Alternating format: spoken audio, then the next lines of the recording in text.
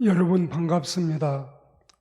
세상에는 선하고 착한 사마리아 사람같이 불쌍하고 가련한 거린들을 도와주는 손길도 많지만, 그러나 그것도 한계가 있고 항상 춥고 배고픈 사람들이 그들이기 때문에 어느 시절 저는 거린들의 타령을 듣노라니 그들은 엄동설함만 추운 것이 아니라 사시사철 춥기는 매 한 가지라는 서글픈 곡조를 들은 바 있습니다. 그래서 인간의 도움은 한계가 있기 때문에 언제나 수시로 하나님의 도움을 받으라는 의미로 성지에는 엘리에셀이라고 하는 이름이 많고, 또 신약시대에 와서는 나사로라는 뜻도 역시 이 엘리에셀처럼 하나님의 도우심이라고 하는 뜻이기 때문에 성경에 나오는데 나사로라고 하는 이름도 많다고 합니다.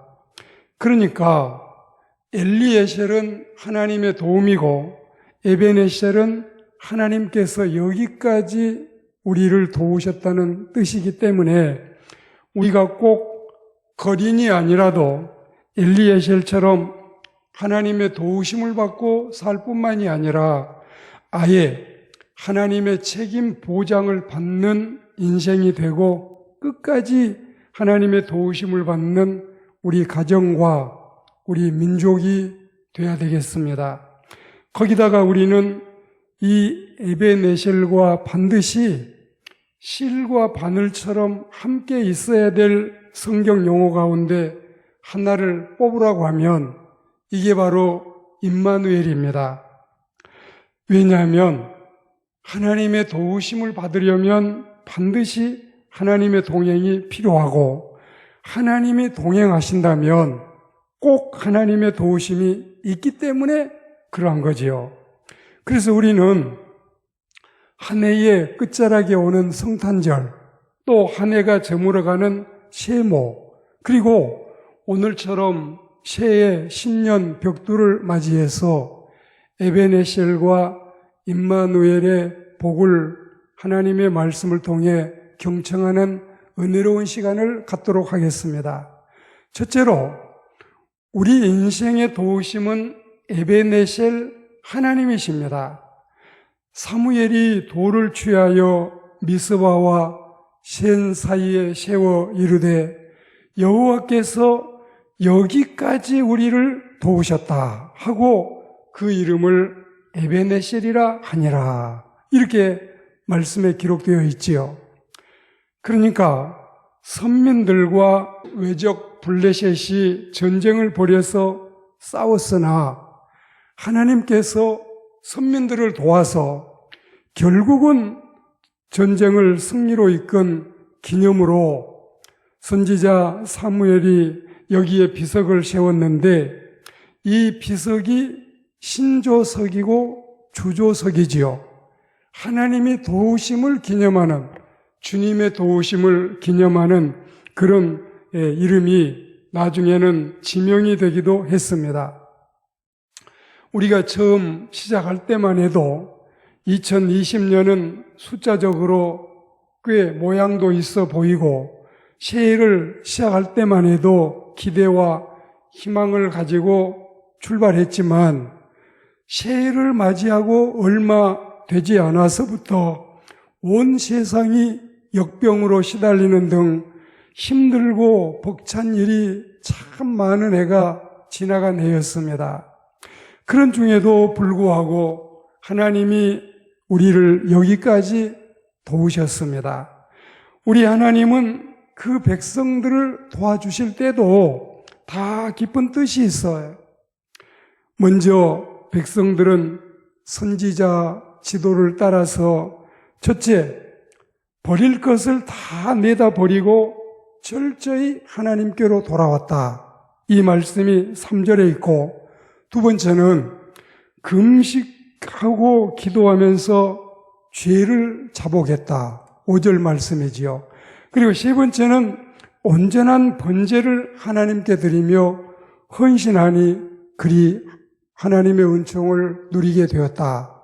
9절과 10절 사이에 있는 하나님의 말씀입니다. 그러니까 모름지기 우리가 하나님의 도우심을 받고자 한다면 선민들의 선조처럼 우리도 이와 같아야 된다는 사실은 두말할 나위가 없겠습니다. 하나님의 도우심을 받는 가장 큰 비결, 가장 중요한 첫째 비결은 먼저 하나님께서 싫어하시는 일을 모두 버리고 전부여 의지 없어서 손들고 옵니다. 이런 우리의 자세가 필요한 것입니다. 우리의 이런 고백이 없다면 하나님의 도우심은 멀기만 하고 요원하지요. 가정이 회개할 것은 가정이 회개하고, 지역이 회개할 것은 그 지역이 회개하고, 그리고 국가가 회개할 것은 국가가 회개를 해야만 하는 것입니다. 죄의 문제, 그리고 악의 문제가 해결될 때야 비로소 하나님의 은총이 임할 수 있습니다. 우리 인생 가운데 하나님의 은총이 각별히 필요한데 이 각별한 하나님의 은총을 받아 누리려면 우리는 버릴 걸 버리고 회개할 걸 회개해야만 가능한 것입니다. 진실한 신앙으로 구주의 보혈과 십자가를 믿음으로 죄의 문제가 해결되고 주의 피로 의롭게 되어야 우리는 정결한 하나님의 백성으로 주님의 은총을 누리게 되는 것입니다. 죄사함 그리고 사죄의 은총을 받게 된 우리의 심령 가운데는 하나님의 은혜와 평강이 그리스도 예수 안에서 우리를 책임지신다는 이 확신이 있어야 하나님의 은혜에 이르게 되는 것입니다. 우리도 이런 은총의 사람이 되도록 주를 바라보아야 되겠어요. 그리하면 항상 하나님께서는 우리 가운데 계시고 우리들과 관계하시고 우리와 함께 계셔서 여기에 이르기까지 뿐만이 아니라 능력의 우수로 힘껏 우리를 도와주십니다. 그리고 우리는 하나님의 도우심이면 충분하고 하나님의 보호하심이면 넉넉하고 사실 하나님이시면 너끈하고 하나님이시면 아무 부족함이 없습니다. 전능하신 에베네셀의 하나님이 우리 아버지가 되시고 하나님 되심이 너무나 감사하고 또 영광스럽지 않습니까? 주 우리 하나님 감사합니다. 이런 마음으로 이 험한 세상을 힘차게 헤쳐나가야 되겠습니다. 그리고 두 번째는 우리 인생의 최고의 복은 임마누엘 하나님이십니다. 우리가 성경을 더 깊이 이해하기를 바라고 성경을 더 많이 우리가 가까이 하기를 원하는 마음으로 이 말씀을 여러분에게 전합니다. 에베네셀과 임마누엘이 흔하지는 않고 두 단어 다 성경에는 딱 3번씩 나와요. 다른 단어에 비하면 숫자가 많지는 않습니다. 구약에서 임마누엘의 경우에 이사야 7장 14절 말씀이 메시아 예수 그리스도의 탄생에 관한 예언이었고 그리고 그 예언이 마태복음 1장 23절 말씀에서 이루어지고 있습니다.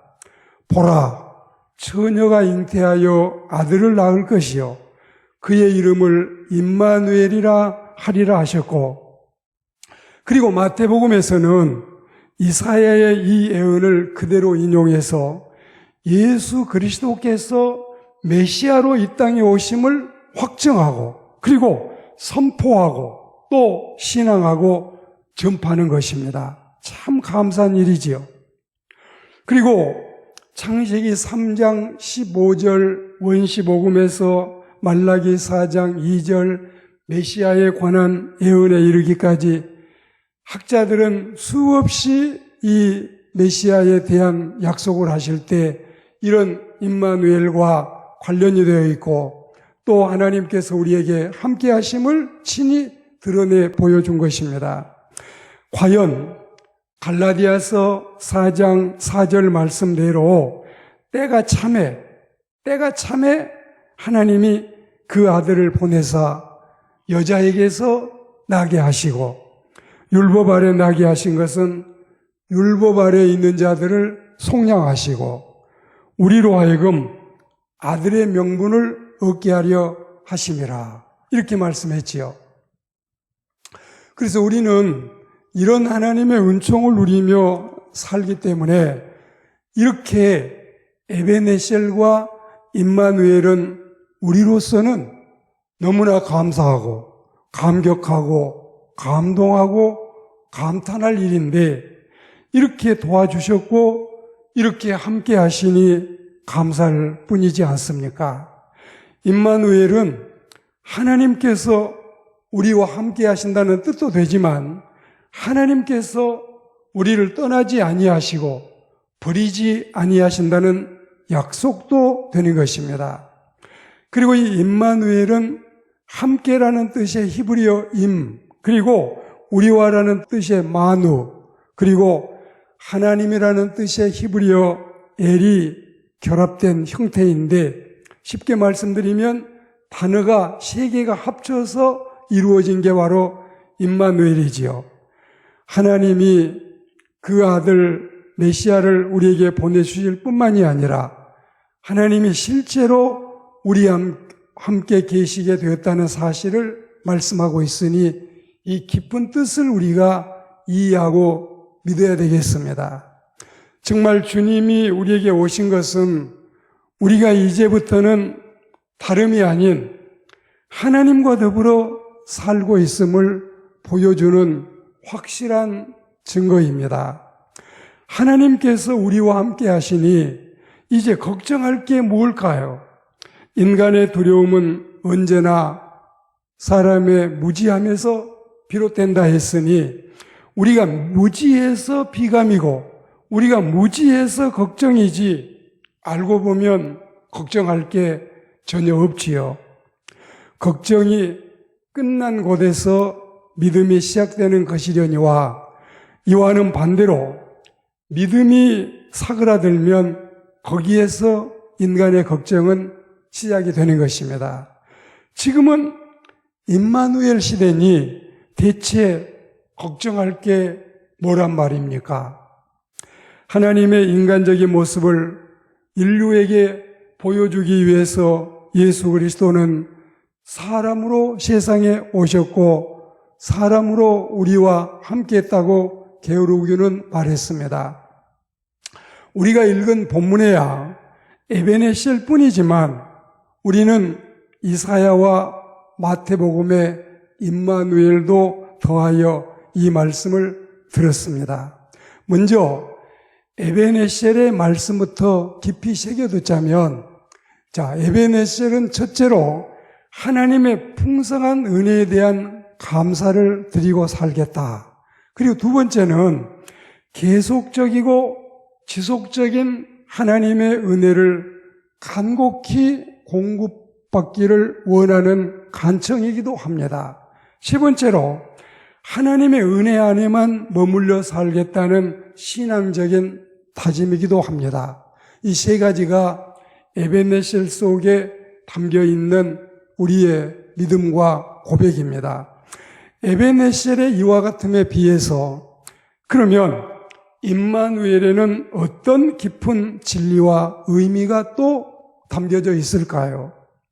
첫째는 하나님께서 이제 우리 인간과 함께 하신다는 뜻이고, 두 번째는 하나님께서 우리 인간들과 관계를 맺겠다는 약속이고, 세 번째는 하나님께서 언제나 우리 인간들과 동행하시겠다는 뜻입니다.